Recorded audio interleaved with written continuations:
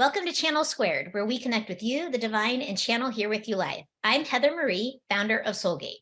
And I'm Jody Lynn Craven, founder of Abundance Consciousness. And today we're talking about this myth that we have as women, we have to keep up to men. We have to compete with men. And this was all spawned, like Heather and I were literally just having this conversation as friends. And I was like, we need to hit the record button. We had this beautiful conversation, last week with Lindsay. And something that she brought up is like this 9-to-5 world and go, go, go is built for a man, but not for a woman. It's not sustainable. And then we started talking about kids. And I was just telling Heather how I lovingly got upset with my husband the other day because I did all of this stuff. Like I was so proud of myself for like mustering up all the energy and everything to, get up at like 6 o'clock in the morning, which I don't do anymore. And like go work in the garden and then switch gears and do this and take care of my businesses and do all of this stuff. And, the first thing that he said to me was when he got home was like, now you know how it feels like to be me. And I was like, and I got angry. And obviously this is something that I need to be mindful of and work through. There's an attachment here going on to competing, to packing the mail, as my dad would say, being able to do that. But I felt so defeated in that moment because I felt like I was being compared to a man. And it was this huge realization for me of I will never measure up. I can't run as fast as him. I cannot lift as heavy things as him. And I cannot work the way that he does. Biologically, I am not designed to do so. And I think there's a huge disconnect in our society when it comes to women. And yeah. So, the thing is like, and I think that when you look at, like men and women and how they relate to one another or don't relate to one another and how they interact with one another, this masculinity that women have to take on because they have to evolve and survive in that 9-to-5, work real hard, get shit done, while still maybe being mom, while still maybe, keeping the house together, while maybe still preparing the meals. Now, I am very fortunate. My husband, he cooks, he cleans, he does laundry, like I don't know how I got so lucky to hit the jackpot, but that doesn't mean that I don't live in that femininity, right? Like I still have that time that I need to be able to go within and nurture myself and cultivate what it is that I wish to create, what I wish to birth, whether it be, a business, paint on my walls, time to spend with my fur baby, like what are we going to do this week? Coming up August 18th. Yes, an evening retreat on August 18th. So, it's just like, there's just such this stigma almost that like women need to keep up with men. And it's just not true. We're not designed for that. No. And, in that beautiful conversation that we had with Lindsay last week, it was so wonderful to hear about the way that the cycle is, right? You have this time frame in that cycle where it's like, go get the things done. You're in the creative process, you're in the creative mode, and then you start to kind of taper off into this, rest and respite sort of time frame so that you can, nurture and rebuild so that you can come back again, right? And it's just this wave. Yeah. But and oh, sorry, go ahead. Go ahead. No, go ahead. I think that there's a fear of not measuring up, not being seen as serious enough, or not being able to provide, like if you're a single woman and like, I can't live my life like that because I need to be out and doing and whatever. And, that was a thought that I had as, I exited stage left a few minutes ago to go to the washroom and, whatever, prepare to sit back down with you. And it's so interesting. What dropped in hard is nature flourishes. nature flourishes naturally, and you are a part of said nature. And what that means to me, what I could physically see in my mind's eye as I was getting that download, is like working against nature. And it's almost like you're like uprooting all of these beautiful flowers that you planted every time you try and go against your own nature. And if you just allow yourself to drop in and be who you were made to be, you would naturally flourish. And I think that, like, so a little backstory here. When we moved to Texas, a lot of things in my life needed to change. And they needed to change because I was getting so caught up in, how much money am I making? What am I producing? What am I bringing to the household? How am I contributing? And it was all of this programming that, I need to be just as good as a man, produce just as much. Yeah, exactly. And, I don't know, I guess we thank Roseanne Barr for that shit, but that may have been a little before your time. I'm not sure if that show was around when you were a kid, but the thing is it's like, when I got here, it was like, I needed to focus on my health, my wellness, my mental mindset, creating the magic so that I can create new life. Because we want to have a family. And, there's a lot of, rigmarole out there about being over 35, trying to have a baby. It's really hard, and you've got all of this, function that's not happening because you're old, because you're over 35. You're geriatric. Seriously. And, it's even in the language of how, medicine communicates this across the board. It's like this consensus that all of a sudden that a woman hits 35 and she should be put out to pasture because she's no longer worthwhile because she can't have children. Well, that's bullshit. Just bullshit. And I'm just so tired of hearing that shit. And it's so, like, when I got here, I was like, you know what? I'm gonna fucking do it. Like, I'm gonna be 45, 50, however the freaking hell old I am, having children. Why? Because I'm creating the space for that. The magic of that creation is gonna come in. And I think that is really important to know that, when you're talking about how you perform as a woman, that it can come in many facets of your life. And just because you're a certain age, a certain demographic, a certain race, a certain, whatever, none of that shit matters, because really the nuts and bolts of it is, how are you connected to the outcome? What are the things that so I'm getting a frog in my throat. Must be some serious truth coming out right now. That's right. What are you committed to? What is the stories that you're telling yourself? What are the things that you're listening to?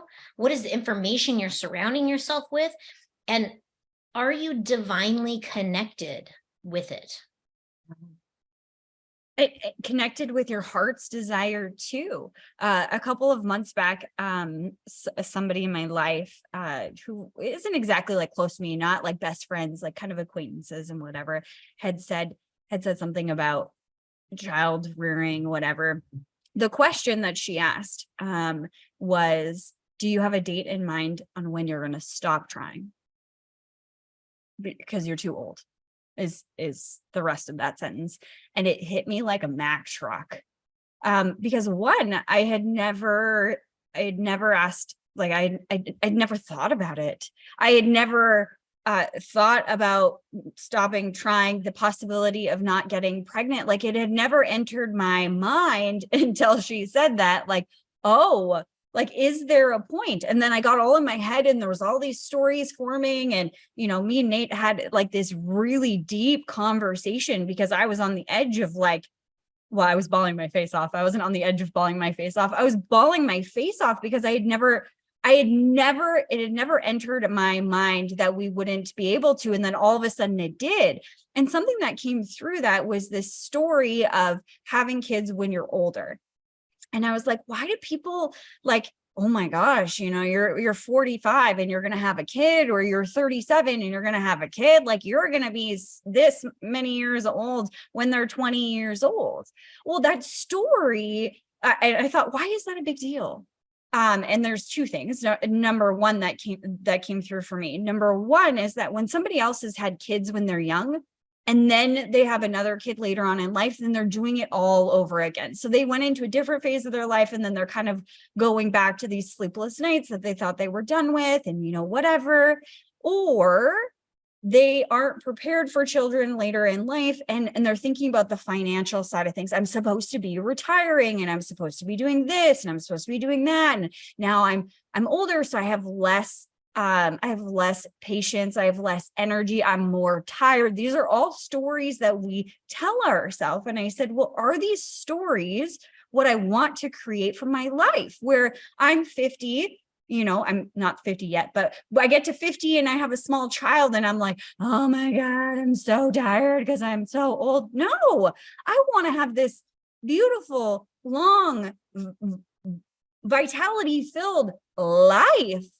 So I can do that and have kids later on in life. Also, I want to create a life where money is coming in on autopilot with different things, like where I'm immersed in the things that I love to do. So I'm not retiring at 65 because I love so much what I do that it feeds my soul, that I want to continue to do it until I leave this earth. I'm not creating that old version of a lifestyle anymore. I'm creating my own. And when I started to lean into that, all of those stories started to dissipate. Like, it doesn't matter how old I am, I want a family. And when we have a family, I feel I'm more mature. I feel I'm more financially stable. I feel like my body is ready to handle it at this point versus, 10 years ago or whatever, even though it may be older. And it's bullshit that, you have geriatric eggs. Life is a miracle. And I truly believe that. So when it's meant to be, because I know that it's going to happen, when it's meant to be, it will be. It's really hilarious because so many people get caught up in that story. I myself got caught up in that story. I mean, like, it's sort of like this funny haha joke in my family about, hey, you better get to it because, it's the clock's a ticking. Oh, thank you. Like, I didn't know that, right? I forgot my own age. I know, right? And the thing is that is so funny about that is, like, I too got caught up in all that story, right? And I was thinking, oh my gosh, if I have a baby next year, got pregnant right now and had a baby next year, I'm going to be 60 years old teaching my teenager how to drive. 60. So, but you know what? I'm here for it. I'll probably be like cool as a cucumber, be like, oh, dang, I hit somebody last week too. It's good. That's what insurance is for. Like, I mean, okay, we're just bumping along, right? And the thing is it's like, you think about, like, if I think about having kids as the younger version of me, back then I was so like the competitive edge, right? Like, I had to be, better, faster, the most amazing mom in the world. Like, I would have been signing up for all the shit and burning myself out. And I would have been a fucking lunatic with my kids because I didn't know how to handle and control and move through my own emotions. Like, I don't know that my kids would have enjoyed being raised by me. Where now, at the place that I am now, I have a different perspective on life and what's important. So I don't have to keep up with all those young moms that are fucking being lunatically insane about all of the PTA meetings and all of the shit, right? I can just be present for my kid. I get to be the sage. Yeah. In that whole dynamic. I think being an old mom is going to be great. Yeah. And, like, I feel like a lot of women get caught up on, like, what am I going to look like? because kids are mean, right? The story, kids are mean, right? So if I go show up to that school with my wrinkly old ass, those kids are gonna, razz my kid half to death. But I don't feel like age is even this anymore. No. There was a cover, I think it was on Time magazine, about a 90-some-year-old woman who was a tattoo artist, right? She's all tatted up, all wrinkled, white hair, right? I wish I could think of her name right now, but it was absolutely beautiful. And like in looking at that picture, I just saw so much beauty and so much peace in that one photograph that it was like, it just captured what a full and amazing life she's had.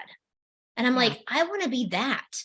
I don't care about any of that other stuff. Do I care about like wrinkles and stuff like that? Yeah, I am a woman. I care, but it's about the inner beauty coming out more so than what you actually see on the outside. How many times have we seen a woman and we're like, oh my God, she's so beautiful. And then she opens her mouth and you're like, I think I just heard the air that's actually going on inside that just came out. Like, holy shit. Have you ever seen something so beautiful that's so stupid? Right? And I mean, no offense to anybody. Okay. I'm just poking some fun here. Yeah. If you're beautiful and stupid, we still love you. Yeah, absolutely. But the thing is it's like, when you just look at all of that, like the person that I am now would not be speaking like that, like back then, right? It would be a different person. And I think that the mother that I can be now is so much more complete. Absolutely. Than it would have been back then. Yeah. Something that Lindsay said last week that really hit me was, that early on period in your baby's life, you're like one unit. There is no distinction. Like people may see the baby as the baby and you as you, but like the way that your neurology works or whatever it was, how she explained, if you didn't watch it, go back and watch it, that you are like one unit. And this is setting the foundation for your child's nervous system for the rest of their life. For me, like, just like you were explaining, Heather, with being a more complete person, 6 years ago, I didn't even know my nervous system was in a constant state of fight or flight. I didn't know that I wasn't happy, that I was like this plastic happy. We also have an episode about that, so go check that out if you haven't.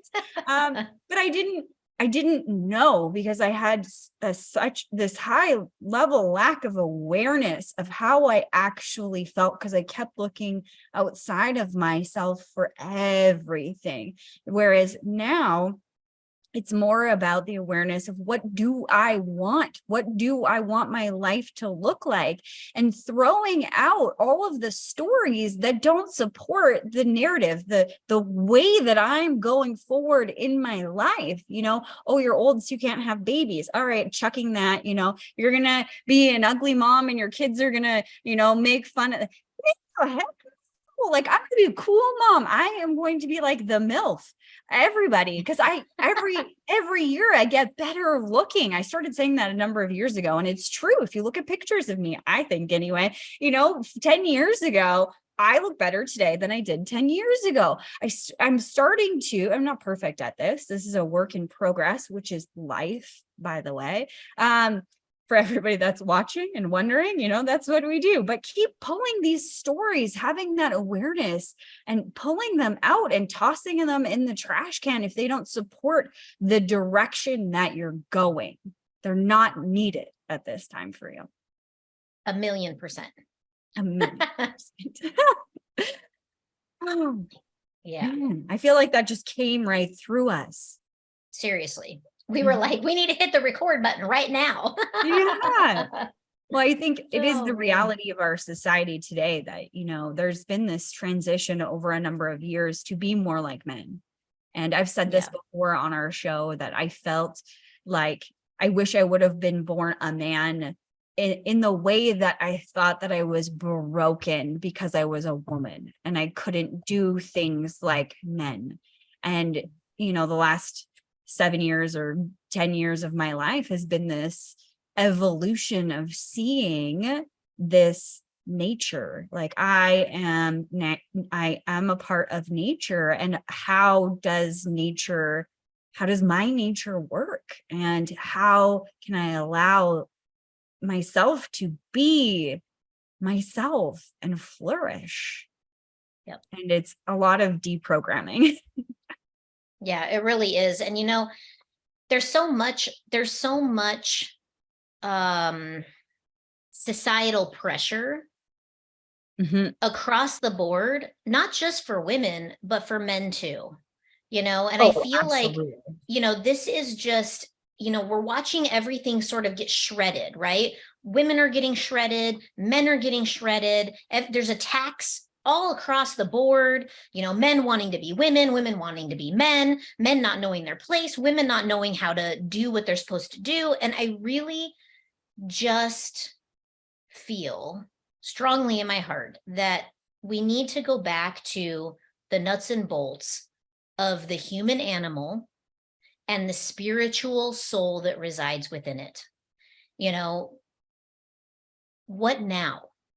Where do we go from here? Why don't we all just take a minute and figure out where we go from here? Stop all the nonsense. Because that's what it is. It's nonsense. And it's divisive. It's divisive. And I think that there's an agenda behind it to separate people, to create this divide. And I was talking about this with another one of our friends this morning, that this isolation, and I feel more and more that people are being isolated. And I mean, we went through this last 3 years with this crazy thing that was happening, and there was physical isolation that was mandatory in some countries, the one where I live, and you weren't allowed to do a lot of things, or that was the perception for a lot of people. And that isolation itself is a torture tactic. By the way, Right. And then I start to look at our world and how this, divisiveness that you were like talking about, we're dividing people, and people are becoming more and more reclusive and more isolated, and even like separate from themselves.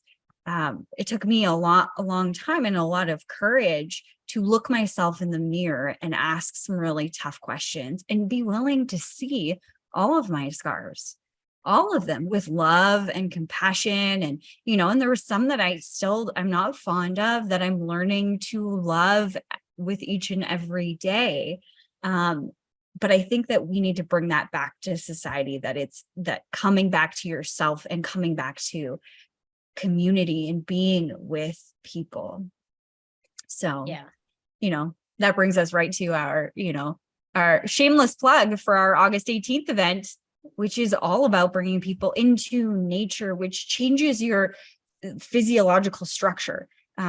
Being around people who are like-minded, which changes your physiological structure. All of these shifts you're attempting to make in your life to co-create the life of your heart's desire is difficult when you're in the same like humdrum of your regular life, on that hamster wheel, so to speak. So when you get out of that and you get into nature, that's one huge presence that will help you shift those things. Being around like-minded people will help you shift those things. And we're going to do some hours of channeling. So you'll have the divine right in your back pocket, or right beside you, literally, to ask any question that you want. So make sure that you check out that event. Go to www.channelsquared.co. And it's in Edmonton, Alberta, Canada. So if you're not from Canada, just fly on up, or wherever you're from, come and visit us. It's a beautiful, beautiful place. And we have a very, very special event tailored just for you. Thanks for watching, everyone. If you enjoyed this episode, please hit that like button, make sure you're subscribed, and then share it with all of your friends. And we will see you next week.